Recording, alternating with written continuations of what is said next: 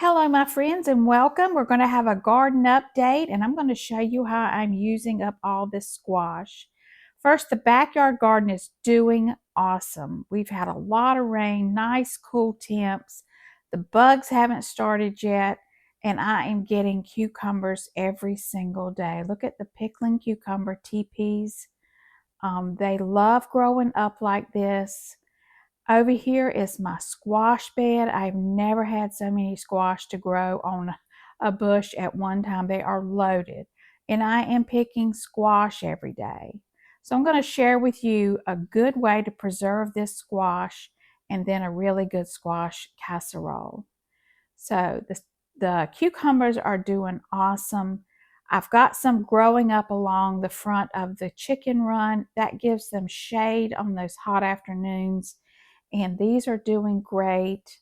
Then I've got over in this container some loofah, and that vine will grow all up, and I'll have some loofah sponges. There is my tower with all the herbs, and I have 4 varieties of tomatoes, and they've all got blooms and little tomatoes on them, and so they're doing great. I've got these staked now, and this is what's happening in the backyard, and I'm so excited. And there is my comfrey and my chicken. So I did pick some kale. I'm going to dry that. I'll share that with you. But let's work on this squash. You can see how much squash I've gotten out of the garden. And I want to save this because I can't eat it all. So I'm going to use some Zatarain's fish fry mix or seafood breader. I got this from Sam's. It's very inexpensive. And I love the taste of this breader. And so I'm going to use this to bread slices of the squash. So I'm just going to take a knife, cut off both ends, and then just slice them about 1/4 of an inch thick. And then we're going to toss them right in that seafood breader. And to cook this, all you would need to do is heat up a little bit of vegetable oil and then just fry these up. But I want to freeze these. I want to have these in the wintertime. So everything that's coming in right now that I just cannot eat, I'm going to be freezing and putting in a big Ziploc bag to have during the winter months. So I have a cookie sheet lined with parchment paper, and I'm breading the squash, and then I'm just going to lay it right on top of this parchment paper, and then once I get it filled, I'm going to pop this in the freezer.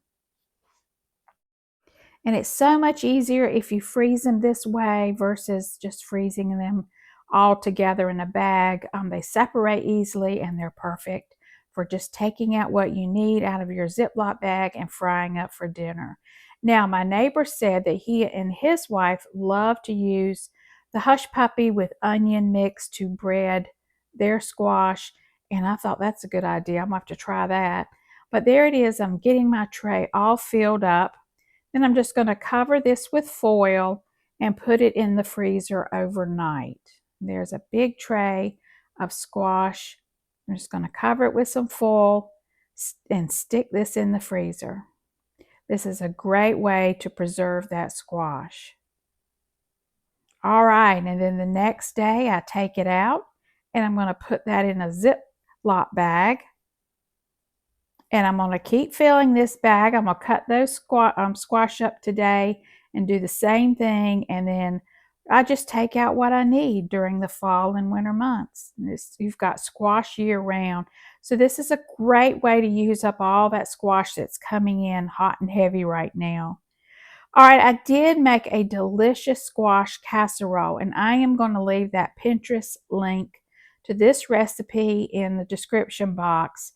But it is very similar to the one my mom used to make, and it's really good. So you just have to saute your onion and squash in some olive oil or butter until they're nice and soft and the onion is translucent. And over in a mixing bowl, I have 2 beaten eggs, 1 cup of milk, 1/2 cup of sour cream, 1/4 cup of mayonnaise, salt, pepper, garlic powder, and now I'm adding in the cooked squash and onion. I'm going to also add in, just to give it some body, 1 sleeve of crushed Ritz crackers. I'm going to pour that in. I've also got a cup of shredded cheddar cheese mixed in this. It's just so good, y'all. I'm so hungry for some squash casserole. So I'm going to stir all this, pour it into a greased baking dish, and the oven is preheating at 350, and just going to pour that right in. Of course, the eggs is the binder, so you do need your eggs. And so we're just going to put that in. I'm going to top it with another sleeve of the Ritz buttery crackers.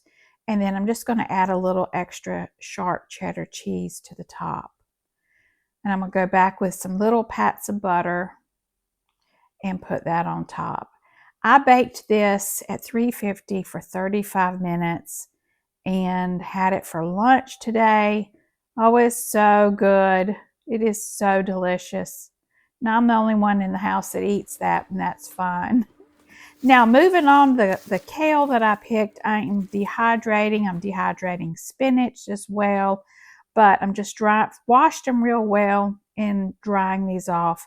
And then what I'm going to do with this in the fall and winter months is when I make soups, I will just take a handful of the crushed leaves, put it right in my soup mix. And you get extra nutrients. Nobody knows it's in there.